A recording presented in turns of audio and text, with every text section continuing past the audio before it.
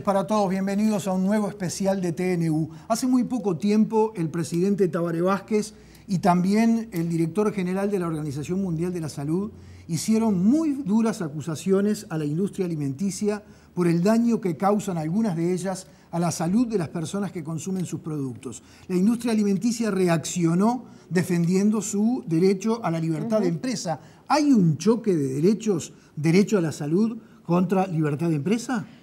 En el Uruguay se busca etiquetar los alimentos para que los consumidores conozcan los excesos de grasa, azúcar y sal que consumen. Por eso esta noche invitamos a todos los actores, porque van a estar los empresarios, la academia, el Ministerio de Industria y también el Ministerio de Salud y por supuesto la Intendencia de Montevideo. Todos ellos van a estar opinando de por qué etiquetar los alimentos.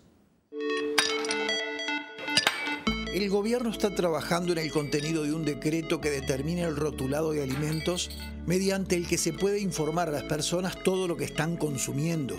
Las etiquetas, diseñadas en blanco y negro por recomendación de los expertos, van a distinguir los productos altos en grasas, sales y azúcares, con más calorías y con menos valor nutricional. El proceso incluyó una discusión con la industria alimenticia y su implementación se va a hacer de modo gradual. Alrededor del 60% de la población de América tiene problemas de sobrepeso y obesidad, patologías que generalmente derivan en enfermedades no transmisibles. En el resto del mundo, el promedio ronda el 35%, según datos que maneja el Ministerio de Salud Pública. La situación de Uruguay es aún más compleja, ya que se encuentra por encima del promedio del continente. En Uruguay, el sobrepeso y la obesidad se debieron al cambio de hábitos alimentarios. Según los especialistas, se dejó de lado la alimentación tradicional y lo que comemos y cómo lo hacemos se modificó. Aparecieron productos que tienen exceso de grasas, sal y azúcar, que son muy densamente calóricos y que tienen muy poco valor nutricional. La Organización Panamericana de la Salud aconsejó que las advertencias sean en negro sobre blanco, dado que por razones de marketing las etiquetas comerciales ya tienen mucho color. El proyecto del Ministerio de Salud Pública de advertir mediante rótulos los componentes dañinos de ciertos alimentos ya produjo discrepancias en el Mercosur. En agosto del año pasado, Argentina cuestionó la iniciativa, opinando que si Uruguay aprobaba esa normativa a nivel nacional podría obstaculizar el comercio entre los países de la región. Argentina considera adecuado que el rotulado sea analizado y debatido en profundidad en el ámbito del Mercosur.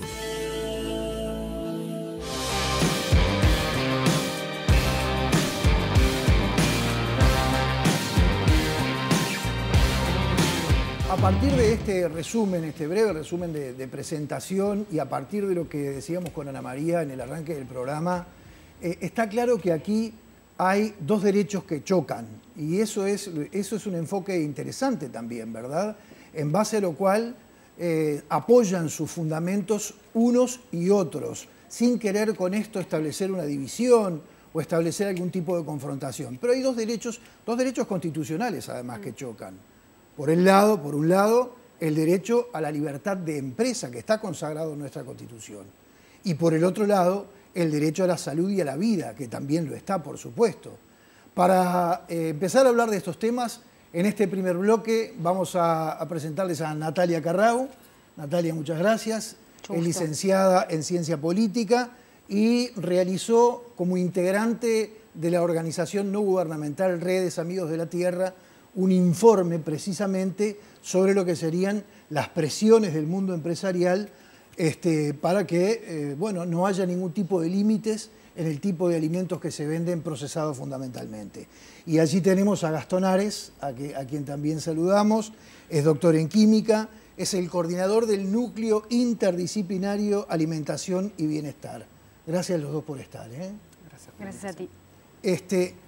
A pesar de que parece obvio, quiero empezar contigo, Gastón, porque cuando trabajábamos en la producción de este programa decíamos, bueno, evitemos lo obvio cuando, es decir, que la sal no es un buen amigo de la salud, que yo qué sé, que una cantidad de alimentos que realmente no tienen poco valor nutricional y no son amigos de la salud. Pero recién escuché, antes de que comenzáramos, que salíamos al aire, escuché por ahí que tu trabajo, el trabajo que vos realizaste para este tema, va a permitir que el Uruguay no tenga ningún tipo de problema jurídico confrontando con el mundo empresarial a partir de que aparezca el rotulado o el etiquetado que hace advertencias sobre los problemas a la salud que traen algunos alimentos, que ustedes lo están viendo en las distintas pantallas que tenemos a nuestro alrededor.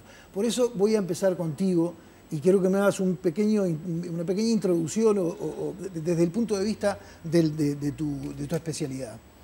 Bien, lo que nosotros hicimos para contribuir al desarrollo de este decreto básicamente fue estudiar distintas formas de comunicar este tipo de información a la población. Y recabamos un montón de información. Esto se desarrolló en el contexto del Núcleo Interdisciplinario Alimentación y Bienestar, que está compuesto por la Universidad de la República y por el Instituto Nacional de Alimentación. Y la idea fue generar evidencia que nos permitiera decir, bueno, la mejor forma de informar al consumidor que hay alimentos que tienen excesiva cantidad de grasas, azúcares, grasa saturada y sodio es esta. Eso tiene que ver con muchas veces la forma en la que la industria comunica las características de los alimentos y muchas veces nos disfrazan con estrategias de marketing o estrategias de diseño de las etiquetas o los envases, productos que no son saludables como que si lo fueran. Los típicos ejemplos son los cereales para desayuno, que tienen muchísima cantidad de azúcar, muchísima cantidad de sodio, pero nos lo venden como enriquecido en vitaminas y con un tigre que nos ilustra la idea de que nuestros hijos van a ser fuertes y que van a ser muy valientes y demás. Entonces todas esas estrategias... Lo que en nuestra infancia era el Alejandro Bascolet, ¿verdad? Exacto, algo así, pero ahora está totalmente... Que caminaba por la pared. Ahora está totalmente extendido en alimentos que son tanto dirigidos para niños como en alimentos hacia adultos. Y por la forma en la que nosotros tomamos las decisiones todos los días, cuando vamos al supermercado no estamos 5 horas eligiendo los productos, sino agarramos cada una de las opciones que tenemos, la damos vuelta, miramos los numeritos, que muchas veces no entendemos y no tenemos la formación necesaria para poder entenderlo. Entonces, lo que ocurre es que nos guiamos por esas estrategias de marketing. Entonces, nos guiamos por las imágenes, nos guiamos por los colores, por las marcas y no tenemos en cuenta cuál es la composición nutricional de esos alimentos, cuán poco saludables son muchas de las cosas que pensamos que son muy saludables. Muchas veces hay jugos de fruta que tienen muchísima cantidad de azúcar, porque son jugos industrializados, a los que se les agrega jarabe de glucosa. Pensamos que es lo mismo que comer una fruta y en realidad no lo es. Entonces, lo que se necesita, y lo que eso es claro, tanto a nivel nacional como internacional, es una forma clara de que la población pueda identificar esos alimentos y que sepa, cuando agarra un determinado producto en el supermercado, que ese alimento es no saludable. Entonces, se manejan distintas formas de expresar esta información. La industria, por ejemplo, defiende un sistema que se llama sistema semáforo, que presenta distintos colores para distintos nutrientes. Entonces, lo que nosotros hicimos en el marco de este núcleo fue un elevado número de estudios para poder justificar por qué Uruguay elige este tipo de sistemas y por qué este sistema es mejor que el semáforo, porque es mejor que el sistema francés, porque es mejor que el sistema australiano, porque es mejor que el sistema que muchas veces propone la industria. Entonces, ¿y por qué es mejor? Es mejor por varias cosas. Primero, porque... Supongo que el blanco sobre negro, el informe decía negro sobre blanco, pero no importa, en realidad la idea que queríamos transmitir era esto. El blanco sobre negro es para diferenciarse de los colores del marketing propio que tiene el producto, supongo. En realidad, lo que nosotros hicimos para eso también fue hacer estudios específicos que nos permitieran elegir el color, la forma, si la palabra iba a ser alto o exceso, para elegir la tipografía. O sea, todas las decisiones que se tomaron en cada punto del diseño de este decreto están justificadas con evidencia científica. Y eso es lo que vos decías, de que es difícil que, digamos, que Uruguay sea demandado porque todas las decisiones están justificadas. Ahí está. Entonces, ¿por qué este sistema fue el mejor? En realidad, lo que se buscan son distintas características. Lo primero es que cuando yo agarro un envase sea muy fácil de encontrar. Entonces, que yo no necesite primero ni darlo vuelta y también, aunque yo no esté buscando la información nutricional, que esto me llame la atención. Entonces yo agarro una galletita y me voy a encontrar con 3 de estos octágonos y va a ser muy fácil que lo vea. Eso es uno. Después es un sistema que no genera ningún tipo de confusión porque identifica claramente cuáles son los alimentos no saludables. No tengo distintos colores para distintos nutrientes, que en realidad hay situaciones con este sistema de semáforo que yo puedo ver un alimento que tiene rojo en azúcares y todo lo demás verde. Entonces puedo pensar que como tiene mucho verde es saludable y en realidad no lo es. Entonces se focaliza en los nutrientes que están asociados con enfermedades no transmisibles. Entonces, desde ese punto es muy bueno.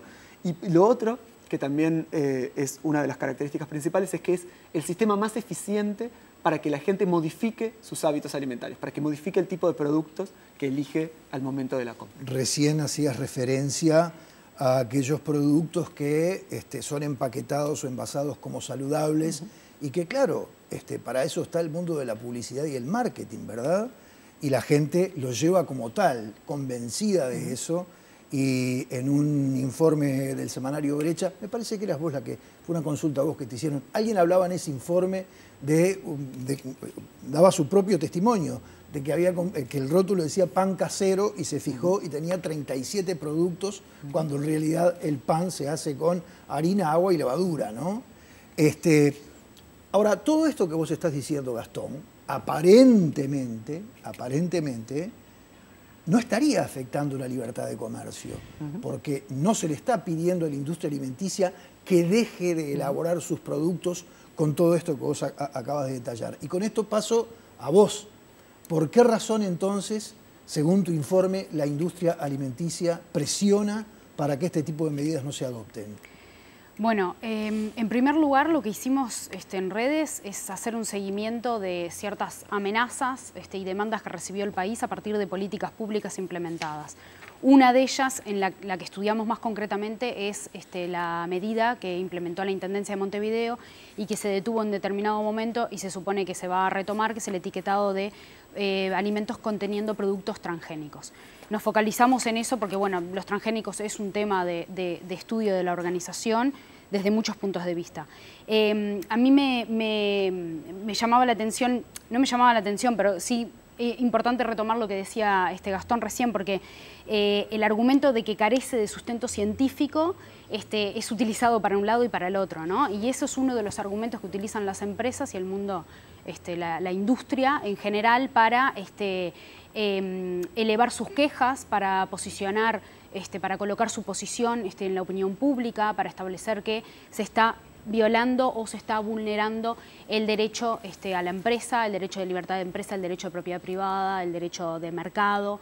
Son distintos tipos de derechos que, como tú decías, están amparados en la Constitución, pero también están amparados los otros derechos que hacen al interés público, al espacio de lo público, y más importante aún, a la soberanía que tiene el Estado, que es sometido, el gobierno que administra el Estado, que es sometido a escrutinio público, para implementar políticas públicas que garanticen los derechos de la población. Derecho a la información, derecho a la salud, derecho a un medio ambiente sano, derecho a la seguridad y soberanía alimentaria, entre muchos otros que se pueden nombrar. A propósito de eso que estás diciendo, porque en realidad no es que la pregunta que yo te hice haya sido ociosa, pero la pregunta la hice sabiendo parte de la respuesta, entre otras cosas, pero lo que pasa es que por eso están ustedes, porque son ustedes los que deben hablar de este tema, porque han trabajado en profundidad. Entre otras cosas, acá tenemos una carta de Coca-Cola Company enviada al gobierno uruguayo. En realidad está dirigida a Ignacio Pereira, que es de la Asesoría de Política Comercial del Ministerio de Economía y Finanzas, con fecha 11 de agosto del año 2017, donde no solamente que entran consideraciones comerciales, que parece bastante lógico, entra en consideraciones políticas, pero políticas de gobierno. Entra en cuestiones que tienen que ver con algo que vos acabas de nombrar, que es la soberanía, en este caso del Estado uruguayo. ¿Han tenido en cuenta para este trabajo este planteo de Coca-Cola? Sí, a nosotros nos llegó la nota por el periodista de Brecha, Daniel Erosa, que estaba siguiendo el tema, y una de las cosas que comentaba con él es cómo los argumentos se repiten, ¿no? Hay una especie de modus operandi que se puede rastrear, que implementan las empresas transnacionales, sobre todo porque son las que tienen el poder para fijar mercado y para acapararlo. En ese modus operandi hay una política blanda que va por el lado de la amenaza, va por el lado de establecer su posición, como decía, en medios de comunicación, en la opinión pública, que retoman elementos y argumentos respecto al sustento científico, a la validez jurídica de las normas que implementa el Estado, y después cuando eso no funciona, cuando la amenaza no disuade de implementar una política pública, se pasa a la política dura, que es la demanda concretamente. Ahora, la demanda, la jurisdicción que elige generalmente el mundo empresarial no es la jurisdicción de los estados contra los cuales se está litigando, sino que saca de la jurisdicción del Estado para ir a otro tipo de, que en todo caso son tribunales, son más parecidos a tribunales arbitrales y comerciales que a un órgano jurisdiccional. Exactamente, y eso configura como una segunda o un segundo nivel de asimetrías, ¿no? El Estado puede, dentro de su jurisdicción territorial, regular y establecer normativas contralor a los actores privados en su actividad comercial, de industria, lo que sea que desarrollen, siempre dentro del nivel territorial, siempre dentro de la jurisdicción territorial. Las empresas, en cambio, pueden llevar al Estado a juicio fuera de fronteras en un tribunal arbitral, como tú mismo decías. Te quiero hacer una pregunta. Sí. El CIADI, por ejemplo, porque lo conocimos Sí. todos por el juicio el juicio que le entabló Philip Morris al Estado uruguayo. ¿No es confiable? Otra pregunta que también en realidad tiene que ver con lo jurídico, pero seguramente estás en condiciones de responderla. Cuando se trata de una cuestión arbitral, no de un juicio, sino de un proceso arbitral, ¿no se supone que las partes eligen a los árbitros? Sí, es así. ¿Cómo se llega al CIADI? Es a partir de un instrumento que firma el Estado en su plena soberanía, que son los tratados bilaterales de inversiones, que están hechos para promover y para proteger las inversiones. Sí, eso está claro. Una de las partes que utilizan es la protección de inversiones, que es lo que habilita al empresario, a la empresa transnacional, al privado, a llevar al Estado fuera de su jurisdicción territorial para entablar un juicio arbitral, como tú decías. Las partes sí eligen a la terna de árbitros. Uno de los problemas que presenta eso, y está estudiado por organizaciones europeas, estadounidenses, internacionales, es que los bufetes de abogados y los árbitros a veces están de un lado del mostrador y a veces del otro. Tanto de esa asesoran... forma me está respondiendo que no del todo son confiables, porque yo y te bueno, pregunté si eran y bueno, confiables, no, si eran garantistas esos organismos. Y bueno, no. Nosotros tuvimos una experiencia que podría decirse que fue exitosa con la política antitabaco que fue llevada a juicio por Philip Morris a nivel del CIADI. Pero también hay que relativizar lo positivo o el éxito que se tuvo en eso, porque fue un juicio que llevó bastantes años. Sí. Nosotros de todos modos tuvimos que pagar alrededor de $3 millones en gastos de representación del bufete de abogados que nos defendió. Costas y costos. Exacto. Y nuestra política sufrió una suerte de enfriamiento regulatorio, porque no se quiso legislar más allá de lo que ya estaba establecido y no se quiso profundizar hasta tanto no estuviera resuelto. Pero eso no fue por un cambio de criterios en el gobierno de Mujica en comparación al impulso que le había dado a la lucha contra el tabaco el gobierno de Tabaré Vázquez. No, porque la segunda administración del Frente Amplio continuó adelante con la política antitabaco, no la retació ni la recortó. Lo que hizo el tercer gobierno del Frente Amplio fue... Subjetivamente se vio menos, se vieron actitudes menos rígidas, menos controladoras, menos puede ser, pero draconianas. Puede ser, pero a nivel concreto de acciones a implementar no se echó para atrás eso. Y en el tercer gobierno del Frente Amplio, después de que salió el laudo respecto al juicio de Philip Morris, el presidente de la República salió públicamente en una cadena nacional y posterior a eso se continuó adelante con la política antitabaco, regulando y restringiendo todavía más lo que es la publicidad de los productos de tabaco en la vía pública y en los establecimientos. Está claro. Yo les agradezco, particularmente les agradezco el poder de síntesis, porque en estos pocos minutos lograron realmente sintetizar cosas que son muy complejas y muy importantes. Gracias por haber estado. Gracias por la invitación. Enseguida viene Ana María Misraji con Isabel Bove del Ministerio de Salud Pública y con Alaris Verón de la Intendencia de Montevideo. La sal oculta los alimentos. Es importante que todos reduzcamos el consumo de sal. Su consumo excesivo es el principal factor de riesgo de hipertensión arterial. La Organización Mundial de la Salud recomienda consumir hasta 5 gramos de sal diarios. La mayor parte de la sal que se consume a diario está oculta en alimentos procesados y ultraprocesados como snacks, pan, galletitas, quesos, fiambres y conservas.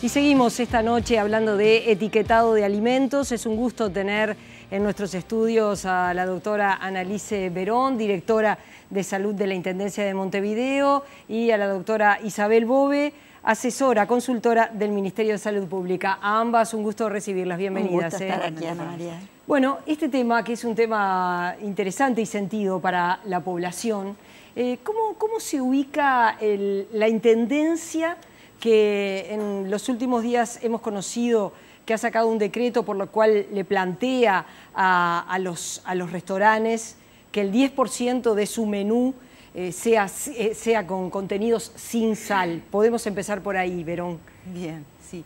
En realidad no ha sacado aún un decreto. Nosotros tenemos un proyecto que enviamos a la Junta para su análisis. Es en definitiva la Junta Departamental de Montevideo quien aprueba o no este proyecto para que se convierta en un decreto. Esperamos que así sea. Obviamente que venimos conversándolo tanto con la Junta como lo hicimos antes con Cambadu, cuando esto era un borrador todavía, donde le proponemos a todos los restaurantes, roticerías y bares de nuestra ciudad y nuestro departamento tener en su menú, en su carta de oferta a su público consumidor, alimentos sin agregado de sal en un 10%. Esta es nuestra propuesta. Desde el Ministerio de Salud Pública, Bove, ¿por qué la necesidad de etiquetar los alimentos? Bueno, yo creo que lo primero de todo es el cambio que hemos tenido como sociedad, el cambio de paradigma que ha habido. El tema que estamos tratando hoy probablemente hace 20 años no se nos hubiera ocurrido. Cambiamos muchísimo la forma de comer, la forma de movernos, y eso ha traído como consecuencia que el 65% de los adultos tengan sobrepeso u obesidad, pero lo más grave de todo es que el 40% de los niños tengan sobrepeso u obesidad y que ya en la infancia ya veamos cifras de presión arterial afectadas. Entonces, algo que era problema de adultos grandes, hoy es problema de los niños.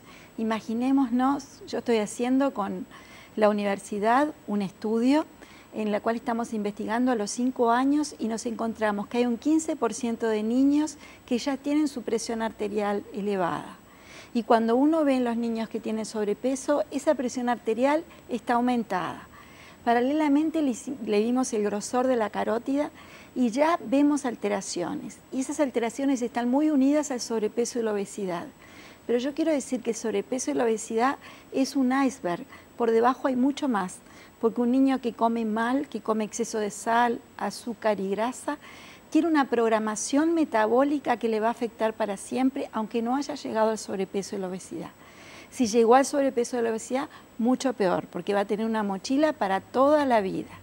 Es un niño que ya al año de vida está gordito, gordo, tiene grandes posibilidades de ser un adulto con este problema. Entonces, este ya no es un juguete.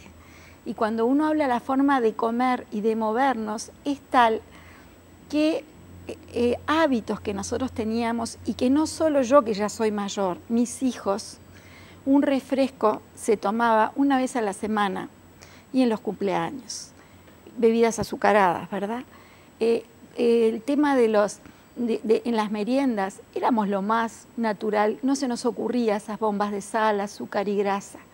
Lo que cocinamos en casa, hoy hay una confusión terrible, confundimos un nugget, un pancho con carne, no tiene absolutamente nada que ver. En el caso del decreto que ustedes dicen, bueno, mandamos a la Junta y que esperamos que efectivamente salga, sin embargo, Cambadu dijo que hay comercios que no están en condiciones de instrumentar que en su menú exista un 10% de sin sal. ¿Esto lo previó la Intendencia? ¿Hubo negociaciones con Cambadu? Digo porque aparecieron las declaraciones públicas. Fue lo primero que hicimos, discutir un borrador con Cambadu, y lo vieron en sumamente absolutamente viable. Con respecto a la primera pregunta que tú me haces, con respecto a las precisiones que podemos hacer de esta inviabilidad que plantea Cambadu, el decreto prevé que haya una reglamentación de parte de la Intendencia que obviamente va a tener en cuenta la envergadura del comercio del que estamos hablando. Y esta forma que nos parece a nosotros un poco irrespetuosa de tratar este decreto que lo habíamos hablado.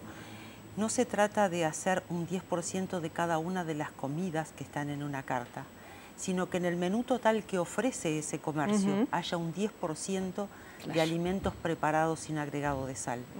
Que cada comercio sabrá cuáles son los alimentos que va a ofrecer sin sal. No es un 10% de cada uno de los platos que prepare. Respecto al tema de los transgénicos, que la Intendencia, eso ya se reglamentó, falta empezar los controles. Sí, en realidad ya están corriendo los plazos. Nosotros ya tuvimos ahora sí la reunión con las cámaras para decir exactamente cómo había salido la nueva reglamentación de este decreto con el nuevo etiquetado, y están empezando a correr los plazos con respecto a la etiqueta transitoria y a la definitiva, con plazos totalmente aceptables para la industria y para los importadores. Y Uruguay, en el marco del Mercosur, ¿cómo se va a manejar? Porque también desde Argentina se le ha planteado al gobierno uruguayo en una carta que hicieron pública los argentinos, que están planteando, uno puede interpretar que en defensa de sus empresas instaladas en nuestro país, que cualquier normativa que Uruguay decida tenga que pasar necesariamente por los ámbitos Mercosur. Uno tiene la sensación que si eso ocurre, este etiquetado, esta advertencia no va a prosperar. A ver, primera cosa, cada país tiene la libertad absoluta de que la autoridad sanitaria tome las medidas que sean necesarias para proteger la salud de su población. Eso es lo primero. Y el Mercosur de ninguna manera caborta esa libertad, de ninguna manera. Lo cierto es que sí, estamos entre dos gigantes, que son Argentina y Brasil, y eso importa. Importa que haya las mínimas fricciones en lo que se refiere a comercio, obviamente, pero importa que como país vayamos haciendo como un cambio y que también lo traslademos a los otros países del Mercosur. Primero yo quisiera ponerme, antes de ir al Mercosur, que es nuestra gran región, yo quisiera decir en nuestro país. Nosotros empezamos este proceso que Analice también nos acompañó, así entre todos lo empezamos en junio del 2016.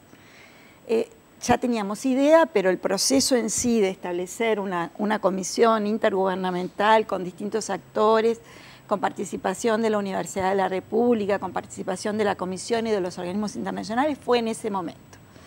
Cuando empezamos a hablar, me parece que cada uno hablábamos cosas bien diferentes. Agricultura decía, no, pero ¿cómo vamos a hacer con los chacinados, la inocuidad? Y el diálogo fue llevando a que algo inocuo no es solo que no tenga elementos patológicos, microorganismos. Algo que es inocuo es algo que también no nos hace mal a la salud. Y si tiene exceso de sal, azúcar o grasa, termina siendo nocivo para la salud. Con industria, empezamos un diálogo tan fructífero que hoy, un ratito antes de entrar acá, hablábamos con el subsecretario que con el director de industria ya soñamos con trabajar con los panaderos, con que haya una oferta variada de panes integrales, ricos, gustosos, que vayan desplazando la galletería que tiene tanta sal y tanta azúcar y que nos dé una oferta agradable, rica, que termina siendo hasta atractivo turísticamente. Podemos soñar todo eso. ¿Se puede soñar efectivamente? Yo creo que sí, que se puede, si nos convencemos, porque este es un proceso cultural. Cualquier cambio cultural implica la participación de todos. Y este es un cambio netamente cultural, que si no vamos subiendo cada uno, con economía, ¿cómo no va a ser normal que tenemos al director de Comercio Internacional que nos diga, ojo, Argentina nos manda esto? Esto genera fricciones. ¿Qué hicimos inmediatamente? Ya nos pusimos con industria, con el ingeniero Eijo, con el director con el ministro de Salud, y estamos aprovechando la semana siguiente de Semana Santa para hacer una propuesta a todos los equipos técnicos del Mercosur, de los 4 países, que es seguridad alimentaria, enfermedades no transmisibles, alimentos, a los 3 grupos. Ya le elevamos una nota en la cual les decimos, esto es imprescindible hacerlo para todos los países, somos los que tenemos más obesidad dentro de la región de Sudamérica. Uruguay está muy avanzado, pone a su disposición toda la experiencia que tiene. Pongámonos de acuerdo solo en los principios y después que cada Estado parte, si quiere hacer un octágono lo haga, si quiere hacer un triángulo lo haga, porque las culturas... Así tiene que ser, ¿verdad? Así es como nosotros pensamos, pero no es que Uruguay lo plantee así.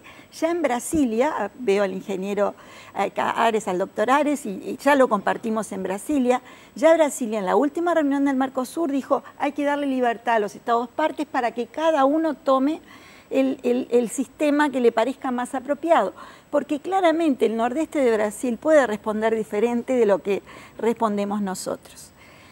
Preparamos esta nota ya se ha distribuido, la nota pretende decir todo esto y que los ministros de salud lo van a abrazar. ¿Cuándo es que la van a mandar después de esta semana Son instancias, a ver, esto no es un obstáculo para que se firme este decreto, y este decreto yo estoy convencida que se va a firmar, y se va a firmar más brevemente, porque estoy convencida de que el presidente está convencido que la salud está por encima del comercio. Pero creo que para el Mercosur es excelente que un país ya haya hecho pasos previos para poner a disposición de los otros países. Eso es lo que nosotros pretendemos y eso va llenando el camino, porque de la misma manera que en Brasilia el delegado de Anvisa de Brasil en las actas consta, pongámonos de acuerdo en los criterios y que cada Estado parte vea cuál es el mejor sistema, que ya lo tenemos en actas de noviembre del año pasado. Bueno, nosotros ahora queremos decir, los ministros de salud, queremos mandarla a la reunión de ministros de salud para que todos se comprometan.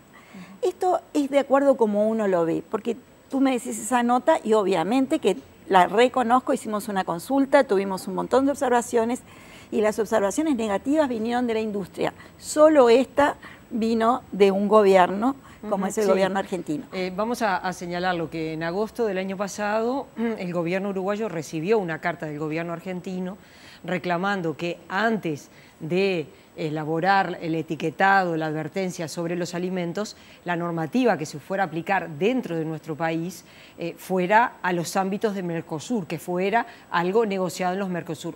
Uno estima que obviamente esto está vinculado con las empresas argentinas instaladas en nuestro país, ¿verdad? ¿Hay presiones sobre el gobierno para, en el caso suyo del gobierno departamental, para que esto no avance, no prospere? Sí, claro que los hay y los va a haber. La industria va a presionar siempre y la industria argentina va a presionar a su gobierno para que su gobierno presione al nuestro. Eso era de esperar, ha pasado en todas partes del mundo. A ver, si bien Uruguay dentro de la región es, como decía recién Isabel, uno de los que más ha avanzado, porque también tiene el problema más grave dentro de la región. Hay otros países en el mundo que han avanzado muchísimo y mucho antes que nosotros y que están dando batalla en este sentido y con gran éxito, y ellos tuvieron la experiencia de todas las trabas que, como se dijo acá en la entrevista anterior, por eso hay evidencia de cómo actuar frente a estas trabas también. Les agradezco mucho a ambas que hayan venido esta noche. La idea es escuchar todas las voces. Después de la pausa va a estar mi colega Fernando Blanco junto con Fernando Pache, que es presidente de la Cámara Industrial de la Alimentación. Sigan acompañándonos. ¿Qué son los alimentos ultraprocesados? Son productos elaborados industrialmente, vienen envasados y aunque estén listos para comer, beber o calentar, en general no contienen alimentos en su forma natural y tienen un alto contenido de azúcares, grasas y sal. A pesar de ser fáciles de almacenar, transportar, ser duraderos y accesibles, su aporte en fibra es escaso, suelen tener muchas calorías, pocas vitaminas, bajo valor nutricional, pueden crear cierta dependencia y aumentar la prevalencia de sobrepeso y obesidad, entre otras enfermedades asociadas a una alimentación inadecuada.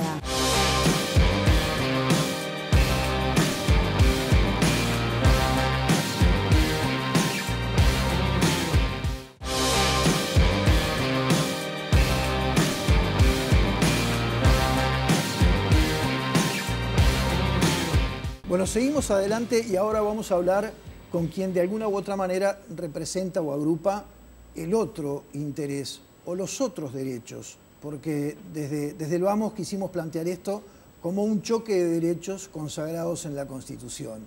Por un lado, el derecho a la salud y a la vida, y por otro lado, el derecho a la libertad de empresa.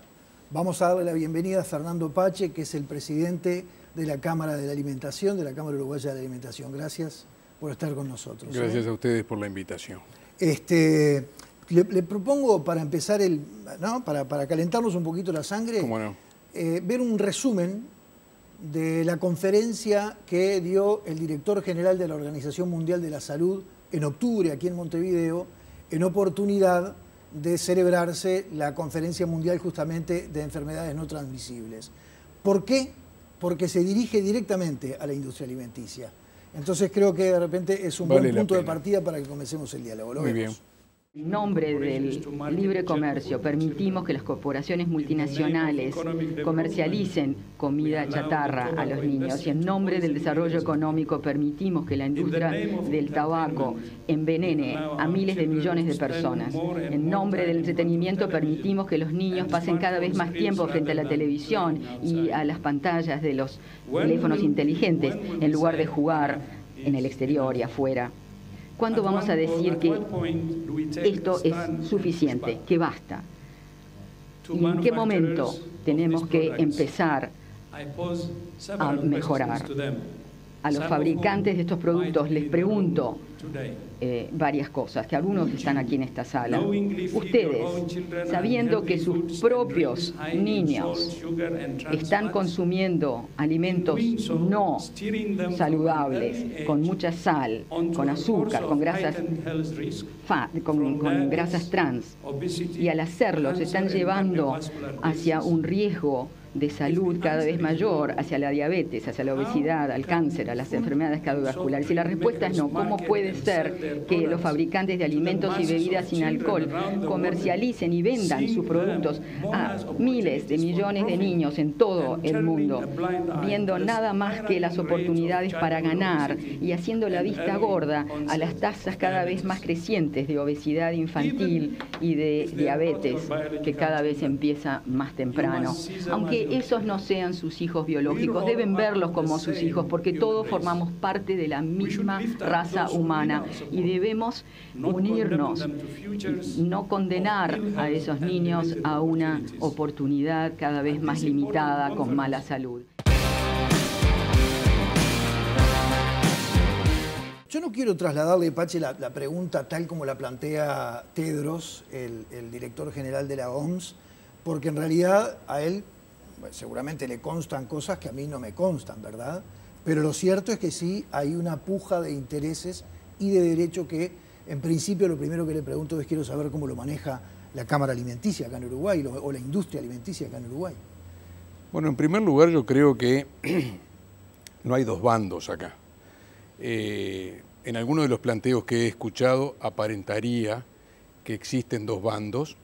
Aparentaría que en el Uruguay las empresas multinacionales son demoníacas y las nacionales no. Se han manejado hasta marcas y logos y algún ícono de algún producto determinado como algo negativo y demás. La Cámara de Alimentos, a la que me toca en este momento representar, tiene sus asambleas de socios, la vota, y ha votado totalmente a favor, por amplia mayoría, el hecho de acompañar esta medida, no de negarse a la medida, más allá de que acompañarla, participar con el grupo multidisciplinario que el gobierno ha puesto a trabajar en esto, y yo considero y consideramos en la Cámara que ha puesto un muy buen grupo de trabajo, que nos han dado un muy buen lugar después de haber golpeado algunas puertas y que nos han atendido muy bien realmente y nos han hecho partícipes de este trabajo, por lo cual nosotros entendimos que comunicarle a la población, todos tenemos, o la gran mayoría de nosotros en la Cámara, dada la franja etaria que tiene la directiva de la Cámara, tenemos nuestros hijos y muchos de nosotros nuestros nietos, y ninguno queremos, como dice ese señor de la Organización Panamericana Mundial de la Salud, que podríamos llegar a no visualizar el daño que se puede estar ocasionando a nuestras propias familias o a nuestros propios hijos o nietos. Es todo lo contrario, nosotros estamos totalmente a favor de que nos alerten en este sentido. Lo que no queremos es que se haga en forma abrupta, que se haga en este color, en esta manera. Entendemos que puede haber una coordinación, aparentemente se está llevando así, y por eso es que nosotros estamos acompañando la medida, más allá de que se nos hace ver como que estamos en la contra o del otro lado del mostrador. No es así en la gran mayoría de los socios de la Cámara de Alimentos. Lo que pasa que para la gente común y corriente me parece que tiene que haber un sinceramiento. Y yo entiendo su posición, entiendo la posición desde la cual usted se está expresando, pero vamos a poner un ejemplo que de repente no lo involucra directamente, pero sí tiene que ver con estos dos derechos sobre los cuales yo insisto, la libertad de empresa y el derecho a la vida y el derecho a la salud. Generalmente la publicidad de bebidas alcohólicas siempre comienza o termina como comprometida con el no exceso en el consumo de alcohol. Pero está claro que cualquier industria de bebidas alcohólicas, no alcohólicas, de copas, de lapiceras o de hojas de papel, lo que quiere es vender la mayor cantidad posible de sus productos. Entonces, ¿cómo se armoniza eso? La pregunta concreta es, cuando las empresas dicen estar de acuerdo, por ejemplo, en este caso concreto, con las advertencias que los productos alimenticios van a tener una vez que se concrete el etiquetado, ¿realmente están hablando con sinceridad o es parte del marketing? No, nosotros no estamos, yo no estoy acá sentado para mentirle, o sea, si fuera así no vendría. Esto no es parte del marketing, esto es parte de una realidad y nosotros entendemos perfectamente que de la misma manera que el gobierno oportunamente hizo la publicidad adecuada y el marketing adecuado para que se usara cinturón de seguridad, y mi hija tenía 11 años, al día de hoy que tiene 22, no se le ocurre manejar sin cinturón de seguridad, pero no fue porque cada auto que venía viniera con un logo y decir compre con cinturón, fue porque el gobierno decidió hacer la publicidad adecuada, el gobierno decidió hacerla contra el tabaquismo, el gobierno decidió hacerla contra el consumo excesivo de alcohol, y nosotros entendemos de que a la mayoría o a la gran mayoría de las empresas, tenga o no suficiente dinero para hacerlo, si no se le acompaña con una publicidad nacional, es muy difícil que la población, y más en el momento que está hoy, fíjese cuáles son los alimentos, o la gran mayoría de los alimentos a los que va a tener acceso, qué tipo también de población, y si usted no lo comunica adecuadamente en una panadería, que funcionan, y funcionan en todo el país, y funcionan en todas las ciudades del interior como en las de Montevideo, usted está sectorizando a la alimentación. Le informamos a aquellos que pueden consumir este tipo de producto supuestamente o realmente no tan saludable dentro de una cadena de supermercado, pero no aquel que vive en Tiatucura. ¿Por qué? ¿Por qué? O sea, es una sectorización lo que se está dando en este sentido. Y nosotros, vuelvo a repetir, no lo estamos negando. Queremos o creemos que es mucho más adecuado, si se va a sacar la medida, que se saque uniforme y pareja, independientemente de lo que se pueda gestar en cuanto a la parte ya internacional dentro del Mercosur, que es algo muy valedero, pero no es lo único que nosotros miramos como algo negativo, sino que estamos viendo como algo negativo en el momento actual que no sea parejo. Ahí está. Pache, yo no quiero endilgarle a usted o a ustedes o a la Cámara que usted representa expresiones que no salieron de la institución, ¿verdad? Pero sí lo que quiero es conocer la cabeza del empresario, fundamentalmente del de la industria alimenticia, la cabeza, sus intereses, porque yo creo que Coca-Cola no integra la Cámara que usted preside, ¿verdad? Sí, la integra. Tenemos excelentes asesores de la parte de Montevideo Refrescos, que es así como es la empresa que la integra. Sí. No es la compañía internacional, es un embotellador de la Coca-Cola, de Coca-Cola Company, y esa es la realidad.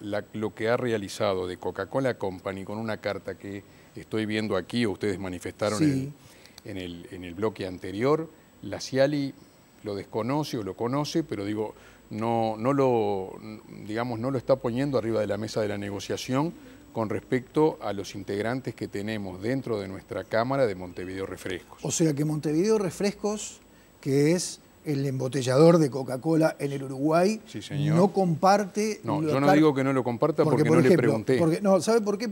Y esto tiene que ver con la sinceridad con la que... sin ánimo de ofender. No, pero es que sí, a mí no me va a ofender porque yo no soy de Coca-Cola Company. Claro, pregúntele a Coca-Cola Company o a Montevideo Montevideo hablar con Refresco. transparencia.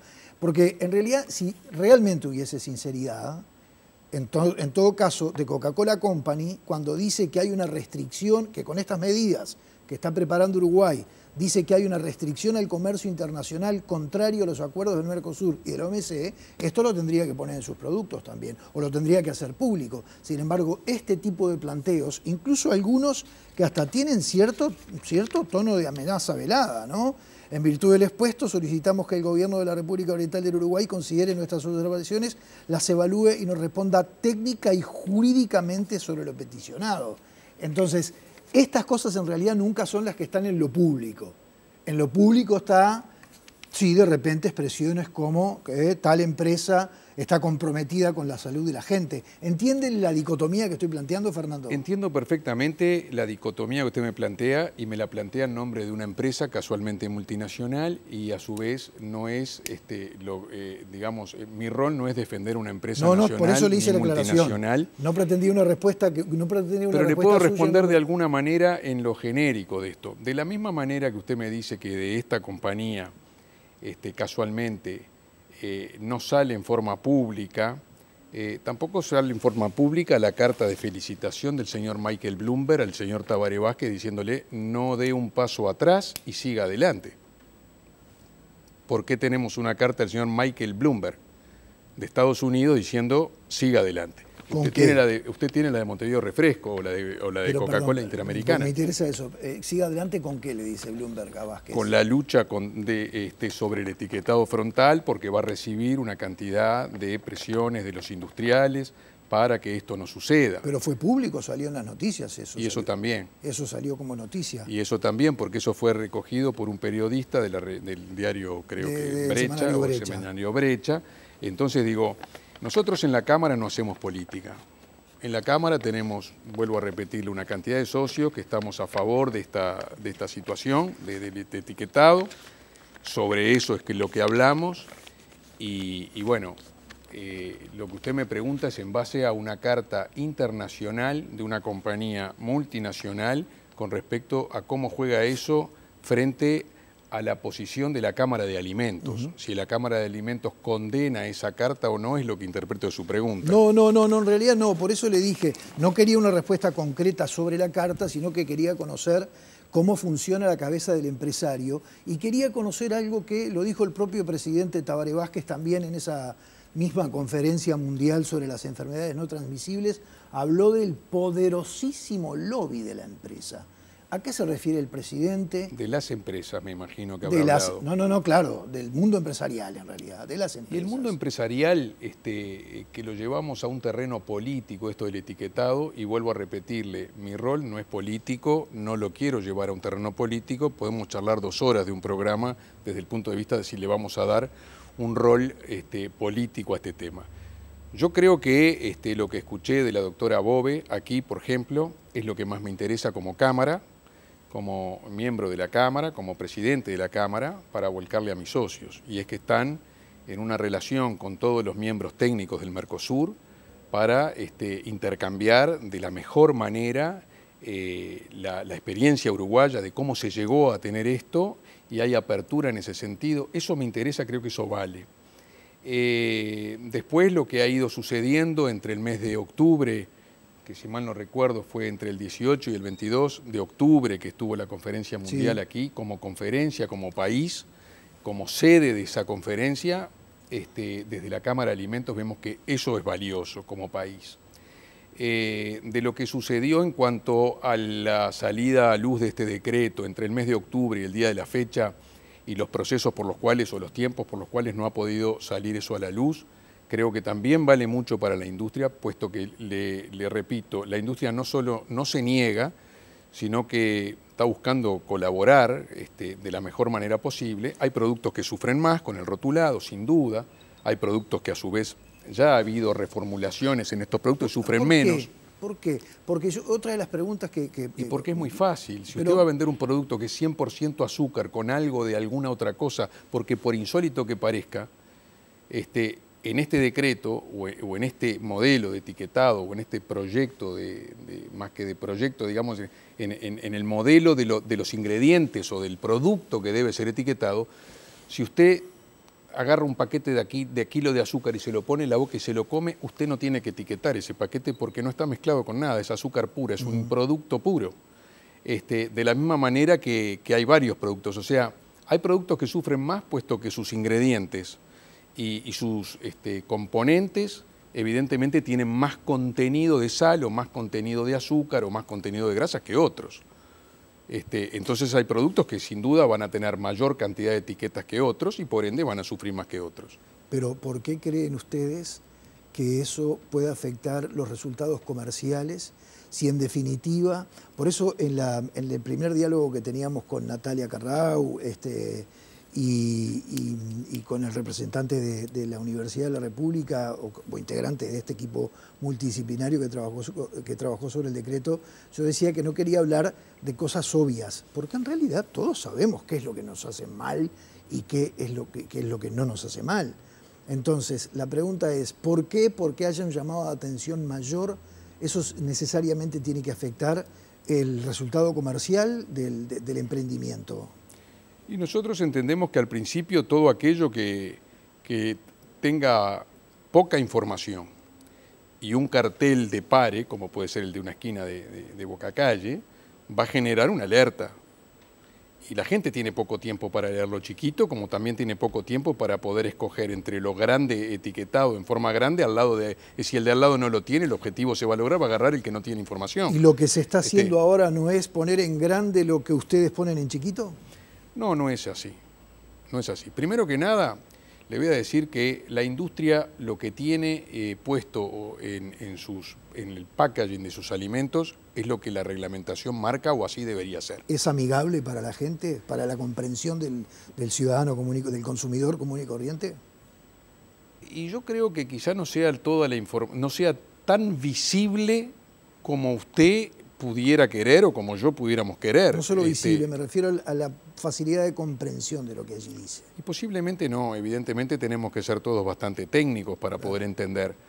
No sabemos si todos los que van a consumirlo lo van a entender. Pero acá se busca una cosa, acá volvemos a la siguiente, al origen de la pregunta suya. Y yo quiero volver a destacar la respuesta inicial de su pregunta. No hay una guerra entre que la industria dice no lo hago y los técnicos dicen hágalo. No hay una guerra. Sí lo vamos a hacer, si nos lo marca el decreto lo vamos a hacer. Y si esto va a generar una disminución en los consumos o en las producciones de las industrias, va a generar, no tenga duda. Pero nuevamente las preguntas se terminan canalizando con que las grandes empresas no quieren que se les disminuya sus ventas y hacen lo que sea para que esto no suceda. Y la verdad que me parece muy, pero muy injusto. Nosotros tenemos 83 socios en la Cámara de Alimentos. El rubro alimentos emplea una cantidad de gente mayor a las 12.000 personas. Y esto ya se ha tornado prácticamente en todas las situaciones que se nos da como si fuera un cliché de cuidado con la fuente laboral. Hoy por hoy, la realidad de la industria nacional, en su gran mayoría, es que tienen tiempo de máquina y tiempo de producción absolutamente ocioso. Así que, ¿de qué estamos hablando? ¿De que van a perder las ventas y que por esto van, con tal de no etiquetar, van a hacer cualquier cosa? No, no están así, están deseosos de aumentar las ventas. Lo que pasa es que no se sabe toda la realidad de lo que le sucede a la industria nacional. La industria nacional, dentro del contexto del Uruguay, cada día pierde más puestos de trabajo sin etiquetado. Cada día tenemos más productos importados de cualquier parte del mundo. Y acá estamos centrándonos en los sellos, pero ¿por qué no hablamos de la semana italiana, de la semana alemana, de la semana holandesa, de la semana de cualquier parte del mundo? Y nos encontramos con que la disminución de los consumos nacionales y la industria nacional y su mano de obra sin etiquetado está viviendo en una situación de una crisis terrible. Pero por supuesto, en eso estamos de acuerdo. Por eso, lo que usted está diciendo del compromiso que tiene la Cámara Uruguaya de la Alimentación, y estoy absolutamente convencido que es realmente así, que usted se está expresando con sinceridad, pero no está en sintonía con la carta de Coca-Cola Company. No estoy hablando de Montevideo Refrescos. Yo lo lamento porque usted lo ve así. Yo no estoy acá por Coca-Cola Company. Nosotros tenemos socios de toda índole, multinacionales, nacionales, bastante grandes a nivel mundial, medianos y pequeños. Lástima que siempre se nos, se nos acorrala en una visión de algo que por algún motivo no es adecuadamente lo más elegante ni lo más lindo, y dejamos de ver al productor de la granja, al envasador de frutas y verduras. De esos no hablamos. Y a mí me interesa hablar de esos. Bien, quedará para otra oportunidad. Por supuesto, a la orden. Le agradezco por haber estado. Muchísimas gracias a usted. Bueno, en el próximo tramo viene Ana María y vamos a escuchar el enfoque, a escuchar el enfoque del Ministerio de Industria, Energía y Minería, por un lado, el subsecretario, y por otro lado, de la Organización Mundial de la Salud. Ya venimos.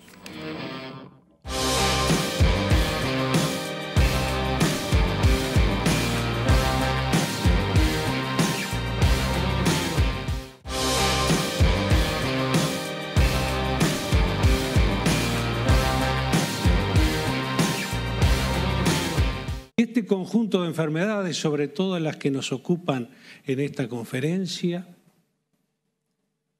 matan por año mucho más personas que en el siglo XX mataron las 2 guerras mundiales juntas. Mucho más personas.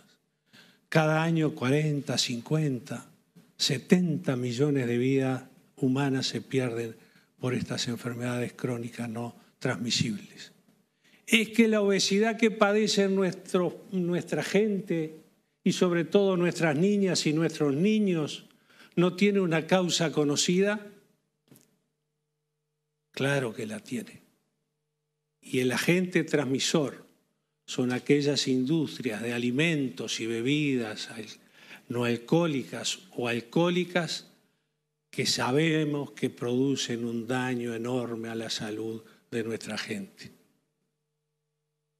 Y lo paradojal, lo que tenemos que vencer y aplicar para ello nuestro mayor esfuerzo, es que el lobby poderoso de estas industrias no escatiman esfuerzos para tratar de seguir llevando adelante su misión de, por ganar dinero, atentar a los derechos humanos más importante, que es el derecho a la vida y el derecho a la salud. Y es un gusto tener esta noche a Giovanni Escalante, representante de la Organización Panamericana de la Salud y la Organización Mundial de la Salud en nuestro país, OPS, OMS. Bienvenido, un gusto recibirlo. Gracias, Ana María. Un gusto estar contigo. Guillermo Monsechi, subsecretario del Ministerio de Industria, Energía y Minería, doctor en informática, ingeniero en computación. Bienvenido, un gusto recibirlo. Muchísimas gracias. Bueno, empezábamos con estas palabras que pronunció el presidente de la República, que fue muy duro con la industria. Uruguay elaboró un decreto que evidentemente se negocia con la industria de la alimentación, negociación que evidentemente no es sencilla. Sí, yo creo que claramente hay una política bien definida por el presidente, bien definida por el país hacia la salud de la población. Y luego lo que empieza es la forma de llevar eso a la realidad, digamos, ¿no? Y ahí todos los actores tienen que moverse, digamos, en esa realidad. Lo que se ha apostado desde siempre en este proceso, que hemos llevado adelante desde el gobierno, con el liderazgo del Ministerio de Salud Pública, pero también con la participación muy firme del Ministerio de industria, como parte del Ejecutivo, es de dialogar con todos los actores y buscar la forma de que esto se pueda direccionar con ese objetivo claro de salud y de forma de también minimizar los perjuicios, sobre todo a la industria nacional, ¿verdad? Pero además intentando generar nuevas oportunidades para la industria con esa misma realidad. Porque cada vez más en el mundo que vivimos, características como lo saludable pueden ser también ventajas competitivas, y también lo hemos visto desde ese punto de vista y lo seguimos viendo con esa realidad. Giovanni, desde la Organización Panamericana de la Salud, ¿se ha hecho foco, centro en este tema? Sí, efectivamente, porque ya lo dijo vuestro presidente, es un problema de salud pública muy serio, porque tiene unas consecuencias devastadoras. Estamos hablando de que el 80% de las muertes en América Latina son debidas a enfermedades no transmisibles. Y de ese 80%, 35% están en las edades entre 30 a 70 años. Eso significa que es gente que está en plena capacidad productiva y de desarrollo de los países. Por tanto, no es un problema menor, es un problema que puede ocasionar una catástrofe nacional. Por lo tanto, las medidas que hay que tomar son medidas de salud pública para el bien de la población. Guillermo, cuando se está pensando en el etiquetado, ¿se está pensando en etiquetar el 100% de los alimentos, el 85%? ¿Hay un porcentaje, hay una estimación? Mirá, en las medidas iniciales de lo que se produce había una estimación, por estudios que se hicieron, superior al 80%, digamos. Es decir, con esas características iniciales que son las que establece la Organización Panamericana de la Salud.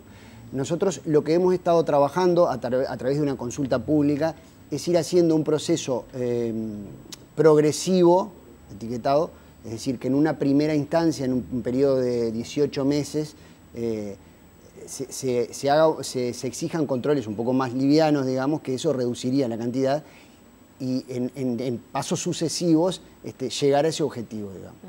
Pero que también nosotros lo que creemos es que tiene que surgir una reconversión que cambie también esos porcentajes, es decir, que eso provoque como política industrial, en paralelo a la política claramente orientadora de salud, como política de salud para la población, generar además una política industrial que permita que las industrias cambien ese porcentaje y se dediquen a producir cosas más en línea, digamos, con valores saludables, digamos, ¿no? ¿Cómo se está observando desde la Organización Panamericana el hecho de que, bueno, que los estados tienen que dar una batalla, una confrontación para poder impulsar estas normativas? Hace muy poco estaba leyendo, por recomendación de Gastón Ares, que hace un rato estuvo en nuestro programa, que Donald Trump planteó un cambio en la normativa en Estados Unidos. En Estados Unidos se ha ido para atrás, se sacó el etiquetado de advertencia y se volvió a únicamente la tabla nutricional, esa tabla que es bastante difícil de comprender. ¿Cómo está observando todas estas movidas? Claro, pero la tendencia en América Latina más bien es de implementar este tipo de etiquetado frontal, claramente visualizable, es muy fácil. Hemos hecho estudios que han demostrado que las personas que observan este etiquetado rápidamente cambian de conducta. Es decir, impiden utilizar ese alimento o bebida ultraprocesada. Pero además ya ha demostrado la legislación chilena de que al utilizar este sistema ha permitido que entre el 17 al 18% de las industrias comienzan a acondicionar y a disminuir el número de productos que necesitaban este tipo de etiquetado, lo que está haciendo una modificación de la conducta también de los industriales al comenzar a notar que el consumidor está utilizando productos cada vez más saludables. Hace algunos meses estuvo aquí en estos estudios la diputada Carla Rubilar. Ella fue la diputada chilena que fue una de las impulsoras del proyecto de etiquetado en su país. Vamos a ver lo que nos decía. Es una ley que costó, una ley que tuvo bastante complicación porque tuvo mucha resistencia por parte de la industria. Costó efectivamente aunar los criterios de salud pública con libertad económica. Ese era el fuerte argumento en contra que se entregaba para generar la resistencia, pero finalmente había en esta ley 3 objetivos muy relevantes.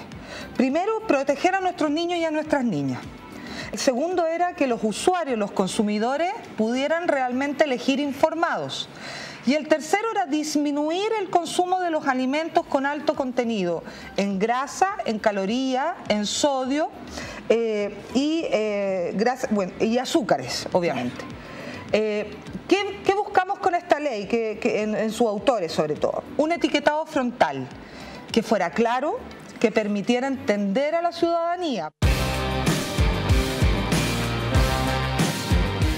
Y la diputada Rubilar nos contaba algo de cómo se estaba haciendo, cómo se hizo el proceso en Chile, que ha sido pionero en la materia. ¿Qué pasa con Uruguay? ¿Cómo es el proceso teniendo en cuenta lo que plantea el presidente de la República, el alineamiento de Uruguay con los planteos de OPS, ¿no? En Uruguay se ha hecho, como por suerte son la mayoría de las cosas de las discusiones en Uruguay, más allá de posiciones que parecen como súper confrontadas, en la realidad lo que ha habido es mucho de desde el principio del proceso. Es decir, el proceso en Uruguay se hace con un equipo donde había representantes de diferentes, de la universidad, representantes del gobierno, con participación muy fuerte de las cámaras industriales. Se hizo una consulta sobre una versión inicial elaborada, que recibimos más de 125 comentarios que fueron utilizados como insumo para modificar, y siempre ha sido en un tema de ida y vuelta y de información clara de un lado y del otro. Es decir, se ha ido procesando de una forma que para nosotros ha ido convergiendo, digamos, a una versión del decreto que, sin perder de vista ese horizonte de la salud, contempla también las inquietudes que tienen los diferentes actores. Es decir, no lo hemos planteado nunca en términos de malos y buenos, digamos, ¿no? Lo hemos planteado en términos de lo que sea mejor para toda la sociedad. Y ese es un poco el tono que para mí ha sido el que ha predominado en el trabajo. La experiencia que ustedes han tenido en el continente, ¿cómo ha sido en la materia? Porque bueno, en Chile salió, sí, pero no es sencillo. Bove decía, en Brasilia salió, pero lugares como puntuales. Acá tenemos, Uruguay le están pulsando, pero también tenemos la carta de la presidencia argentina, bueno, reclamando que Uruguay primero consulte en el Mercosur, ¿no? Cuando en realidad se está hablando de soberanía alimentaria. Claro, ¿es así? Claro, muy bien, sí. En realidad todos los estados son soberanos y prima sobre todo los intereses en la salud pública. Y quiero destacar que la aproximación del modelo uruguayo es una aproximación de una construcción progresiva, con un diálogo muy amplio. Hemos sido testigos, nosotros también hemos sido convocados en el proceso y hemos visto cómo los diversos ministerios, la academia, las asociaciones profesionales han comenzado a dialogar, sobre todo también la sociedad civil, porque hubo una consulta participativa. Nosotros también hemos emitido una opinión técnica y hemos respondido a algunas de las consideraciones de Mercosur, porque en realidad lo que prima es el bien común, es la salud de toda la población. Entonces, yo creo que bajo este mecanismo de un diálogo donde se está escuchando todas las partes y sobre todo se están tomando en cuenta las evidencias científicas. Esto no es una cosa de opinar porque yo opino porque me parece, sino tiene un respaldo científico, académico muy serio, que ha sido incluso ejemplo en otros países. Dicho sea de paso, están comenzando a llamar diciendo queremos saber la experiencia de Uruguay porque tiene un proceso progresivo de consultas y un diálogo donde todas las partes expresan su opinión, y yo pienso más bien con entusiasmo de que esto va a salir adelante y va a ser un ejemplo en América Latina. Guillermo, ¿va a salir? Porque, a ver, el decreto ya está. El tema es que efectivamente salga. Sí, la voluntad del gobierno es que salga. La voluntad del gobierno es que salga. Lo que pasa hay que cuidar hasta el mínimo detalle y eso es lo que está haciendo, se está verificando hasta el mínimo detalle la compatibilidad para no tener que luego volver atrás, digamos, ¿no? Es decir, asegurarnos de que todo lo que pretendemos hacer se está reflejando en ese decreto y de que todo lo que se acordó en toda esta discusión entre todos los actores se concrete, pero creo que va a salir, sí. ¿Qué aspectos ustedes dicen, bueno, falta todavía algún ajustar para que salga efectivamente? Son los detalles legislativos, digamos, sobre todo, ¿no? Es decir, los detalles jurídicos, digamos, ¿no? De que se contempla toda la normativa, de no sé qué, porque eso es lo que luego te hace fuerte. La parte científica creo que está suficientemente justificada, digamos, pero es ese armado del decreto que te permite que después vos puedas decir, bueno, esta es la decisión que corresponde a la voluntad de lo que hicimos, está elaborada de una forma que es fuerte, digamos, ¿no? Creo que es eso en lo que se está trabajando. Giovanni, ¿cómo es un poco el vínculo, el intercambio que OPS está teniendo con las multinacionales de la alimentación? Y digo las multinacionales y no las empresas nacionales porque generalmente las que han mencionado y han criticado los parámetros sanitarios de OPS han sido empresas multinacionales, no es antojadizo mi planteo. Claro. Lo que hacemos siempre es escuchar, dialogar, sin embargo hacemos notar de que las evidencias demuestran que ciertos alimentos y bebidas ultraprocesadas producen un daño a la salud y con consecuencias devastadoras. Entonces, partiendo de ese punto, la idea es modificar la conducta de esas multinacionales y que comiencen a reflexionar, porque imagínense, ¿qué va a pasar si luego esta cohorte de obesos, este número tan creciente de obesos con problemas diversos, va a fallecer precozmente? ¿Quiénes van a comprar los productos?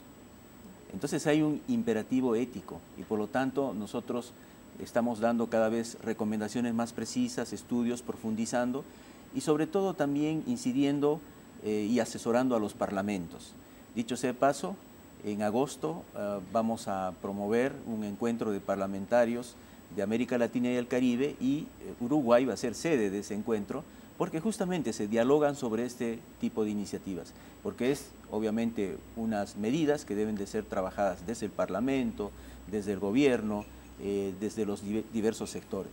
Entonces esa es la reacción que tenemos siempre. Hace algunos minutos Pachi hablaba de la situación de la industria nacional, una situación que habla de destrucción también de puestos de trabajo, que es algo que le está pasando al conjunto de la economía uruguaya y que no le es tan sencillo esta adaptación que se le está planteando.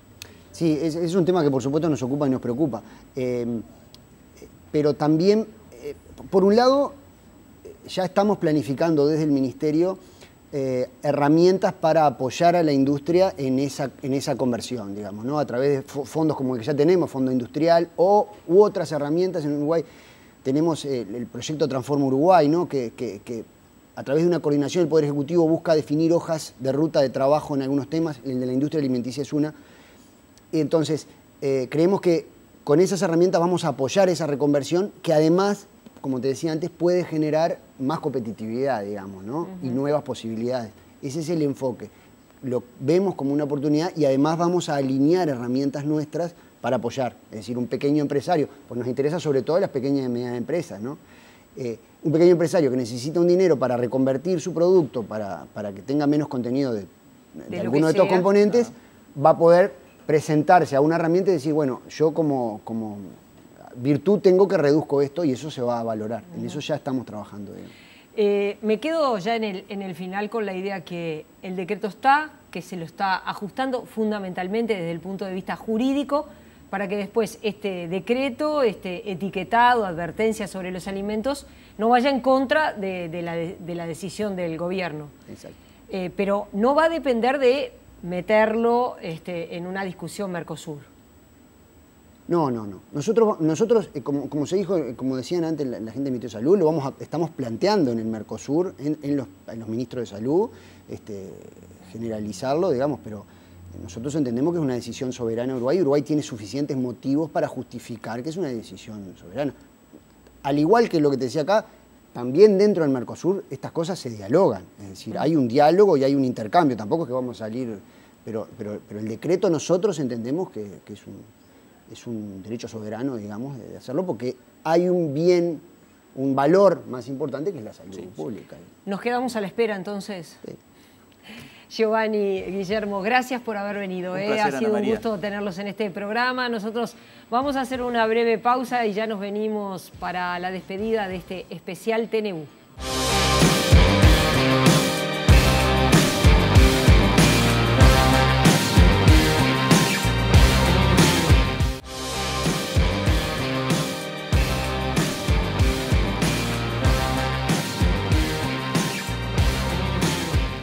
Y en el final del programa nos quedó la convicción que el gobierno tiene pronto el decreto para etiquetar los alimentos.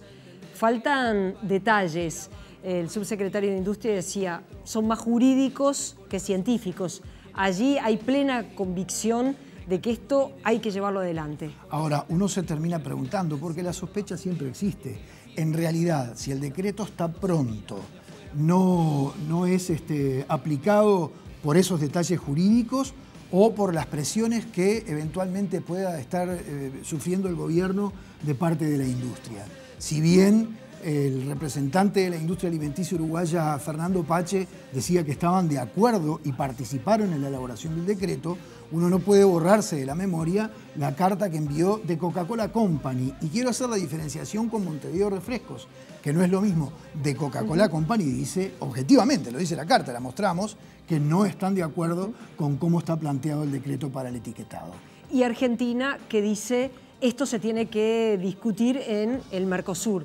Uruguay señala, lo llevamos al Mercosur, tenemos soberanía como para decidirlo como país. Bien. Vamos a ver entonces, vamos a seguir informando al respecto. Gracias por habernos acompañado, los esperamos el próximo miércoles a las 21 horas. Que pasen bien. Abandono la cautela y considero me la pelan. Apago el faso, me voy al mazo, pelo y bufón.